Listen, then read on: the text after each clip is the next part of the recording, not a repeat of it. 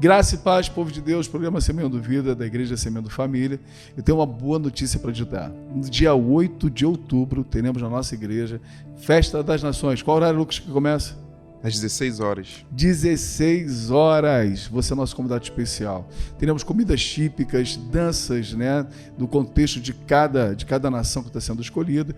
Tem um grupo, né, que escolheu um país onde a comida típica é inseto, né? Inseto. Falei, eu quero um prato de gafanhoto. Então, convido você a estar com a gente nesse tempo que vai ser muito agradável. Graça e paz, o pastor Lucas profetizando. O Diácono Lucas, bom dia. Bom dia, você, apóstolo, graça e paz, você aí de casa. Só te lembrando aí novamente, corre lá nas redes sociais, pesquisa lá por Semeando Família. Todos os dias a gente tem aí, traga uma palavra para te edificar e transformar a tua vida. Nesse tempo, né, onde a gente tem visto um desgaste tão grande da verdade do Evangelho, onde a rede social promove bastante coisa daquilo que não é. Outro dia, Lucas, um casal tinha viajado, foram para um lugar paradisíaco, né? Muito lindo, altas fotos, altos beijos na boca, jantares, né? Vivendo amores. Declaração de amor e tudo na rede social. Todo na internet. Quando voltou, 2 dias depois, me procuram dizendo que estava se separando. Então a internet revela, né, aquilo que seria não a verdade de cada um. Assim como tem muitas igrejas, muitos locais que vão revelar uma verdade daquilo que não é, né? E nessa construção de pensamento, algo nos preocupa bastante. Por quê? Quando a gente não consegue entender o propósito do Evangelho, a gente começa a criar, né, situações para que as pessoas estejam na igreja e esquecendo do propósito de Cristo. Então, muito mais hoje nós temos pessoas querendo barganhar com Deus do que querendo verdadeiramente conhecê-lo e servi-lo. Então, tem alguém hoje que vai dizer, eu vou subir a montanha, eu vou jejuar para que Deus possa me dar alguma coisa. Eu vou subir um monte, fazer uma campanha de 40 dias para tirar de Deus alguma coisa. O tempo inteiro o Evangelho está sendo construído, não em todos os lugares, é óbvio, mas em alguns lugares dessa forma. Eu já vi uma placa na igreja dizendo, traga a pessoa amada em 7 dias. Essa é a tua religião, essa aí, né? Então, a todo momento a gente vê algumas construções que nada tem a ver com o Evangelho. Eu não sei você, mas o que me trouxe para o Evangelho foram as minhas frustrações. Então, Deus foi me frustrando em algumas questões da minha vida, para chamar a minha atenção e eu estar com Ele naquilo que seria a igreja. Então, quando eu chego hoje na igreja e Deus restaura casamento, restaura a minha vida, Deus me abençoa, faz milagre, né? Mas o meu entendimento não pode estar limitado a isso. Então, a partir desse tempo, né, onde Deus restaura a família, faz milagres e há uma mudança radical, uma conversão radical da minha vida, o Senhor agora começa a me frustrar novamente. Por quê? Para que eu não me perca dos caminhos.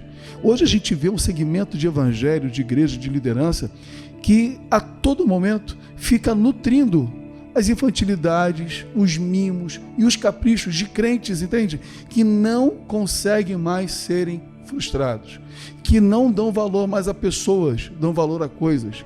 E tem um monte de lugar que alimenta na mente dos membros, na mente da igreja, exatamente esse sentimento de barganha. E isso eu vejo com muita tristeza no meu coração, porque o Evangelho, o que me ganhou foi a minha frustração. E o que mantém a minha vida ainda é Deus me frustrando em um bocado de coisa que eu gostaria, que eu acharia legal, Ele não faz para me manter firme ali. Paulo diz que ele tem um espinho na carne, mensageiro do diabo, para que toda vez que ele tentasse se ensoberbecer de alguma coisa, ele lembrasse, né, que o poder de Deus se aperfeiçoa na fraqueza dele, que a graça de Deus é suficiente na vida dele. Tem um monte de gente que está banalizando a graça, colocando Deus que vai dar um monte de coisa, fazer um monte de coisa, e eu não acredito nesse evangelho. O senhor comentou num programa anterior que a gente fez sobre onde estava essa fábrica de monstros, né? Criando esses monstrinhos que têm esses pensamentos, é a própria família, né? E as pessoas, às vezes, porque tiveram alguns traumas, seja ela, né, um pai que teve um trauma com seu pai, ele às vezes não vou repetir algumas situações com os meus filhos, né, certo? E às vezes esquece também que é necessário frustrar sim o filho, é necessário dizer não, é necessário educar, é necessário tirar algumas situações do filho, mas às vezes porque ele ainda tem essas deficiências na alma e não foi curado, né? Não, vou proteger meu filho aqui. As então, se meu filho quer um celular do ano, ele vai ter, mesmo sem eu ter condições, né? Se meu filho quer um tênis que custa R$1.000, eu dou meu jeito, e você mima o seu filho, né? E aí a gente tem criado realmente hoje adultos que passaram por isso, porque a geração anterior teve problema de paternidade, aí tentou ajustar, né, dessa forma, suprindo de forma financeira, de forma material os filhos, e a gente vê isso no reflexo hoje das pessoas com relacionamento com Cristo da mesma forma, né? As pessoas têm esse entendimento, não, meu pai me dava tudo que eu queria, então se Deus é pai, ele também tem que me dar tudo que eu quero. Porque se ele não me der, né, tem uma oração que o senhor ouviu uma vez, né? Se eu estivesse orando para Satanás, já tinha atendido. Então, pelo amor de Deus, me atende aí, que senão eu vou ter que orar para Satanás me dar. E aí a gente começa a criar essas loucuras, essas deturpações. E o mais complicado é que as pessoas tentam entubar isso dentro da igreja, como que se a igreja estivesse errado. Né? Se a gente tem alguém relevante, seja ele na música, e essa pessoa não está exercendo essa função dentro da igreja, a igreja está matando o ministério dessa pessoa, né? Se a gente tem uma pessoa que era um palestrante muito influente lá fora, a gente trouxe, essa pessoa se converteu, e essa pessoa não está palestrando também dentro da igreja, a gente está desperdiçando, né, o potencial dessa pessoa. E não tem nada a ver uma coisa com outra, né? O senhor, uma vez numa reunião do louvor, falou que não é porque a pessoa era músico lá fora, que quando Deus chama ela também vai tocar aqui dentro. Não tem nada a ver uma coisa com a outra, né? Às vezes ela vai ser uma ótima pessoa que vai estar lá na porta, abrindo a porta, recepcionando as pessoas, e Deus vai estar utilizando ela ali da melhor forma. Mas a gente quer trazer toda aquela nossa expertise, né? Todos os nossos talentos, e entubar dentro da igreja, e a igreja tem que aceitar, a igreja tem que utilizar da melhor forma, porque senão a igreja vai estar errada, porque estará matando o ministério dessas pessoas. E como o senhor falou, o evangelho não tem nada a ver com isso, muito pelo contrário, né? Cristo, ele frustra, sim, nos frustra para nos ensinar, né? Não é para trazer um castigo, não tem nada a ver com isso, tem a ver com o ensinamento dele através de nossas vidas, para que a gente tenha a maturidade, né, de poder usufruir de tudo aquilo que ele tem para nos dar, né? Não tem como você, uma criança que é herdeira de milhões, você dar esse dinheiro todo para essa criança, porque ela não vai saber utilizar, né? Fazendo uma analogia simples aqui, rasa, para que a gente tenha esse entendimento. Então a gente precisa chegar no nível de maturidade, para que a gente possa ter, sim, o conhecimento e o entendimento daquilo que Deus quer fazer através de nossas vidas, né?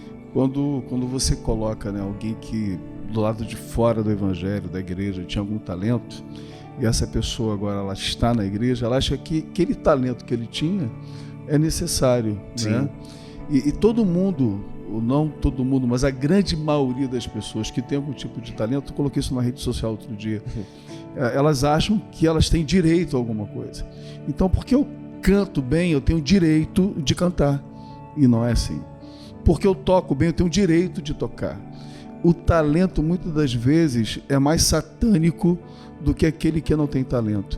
Jesus está muito mais à procura daqueles que têm compromisso, daqueles que o adoram em espírito e em verdade, daqueles que o adoram por talento. Quantas pessoas a gente vê que tem talento, mas não ganhou uma alma para Jesus esse ano?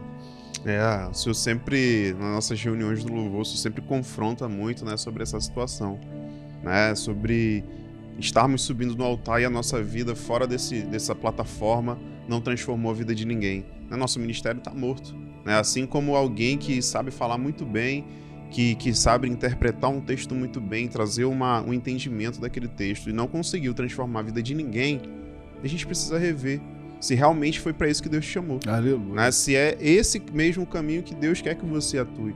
Né? Como eu acabei de falar ainda agora, às vezes você vai ser muito usado por Deus, auxiliando lá no estacionamento. Muito usado por Deus, acendendo e apagando a luz do templo na hora correta.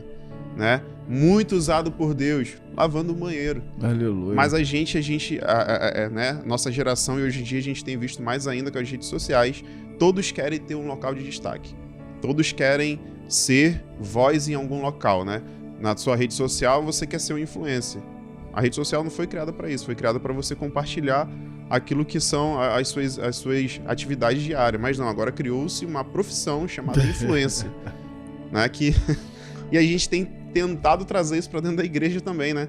Todos querem influenciar todo mundo, todos querem ser os entendedores, Você assistiu ali uma palestra de 10 minutos, agora você é o conhecedor, o maior expert daquilo e daqui a pouco está vendendo curso quanto a isso. E a gente fala muito sobre isso, né, que não tem a ver, né, com as nossas capacidades. Né? Deus, ele não escolheu, Jesus, quando veio à Terra, ele não foi lá e deixa eu ver quem é o melhor pregador, né, quem é o melhor pastor aqui dessa época, qual é a melhor sinagoga aqui para eu estar lá nela, a sinagoga que tem um som mais legal, que é a mais bonitinha, porque aqui eu vou conseguir alcançar mais pessoas. Pelo contrário, ele foi lá e buscou os mais improváveis. Aleluia. Por quê? Porque através da fraqueza dessas pessoas, né, o poder de Deus se revelou e transformou a vida de todo mundo. Tanto é que o mundo é dividido, né? Antes de Cristo e depois de Cristo. Por isso ele te chamou, porque nós somos os improváveis. Beijo no teu coração, paz de Cristo. Graças, paz.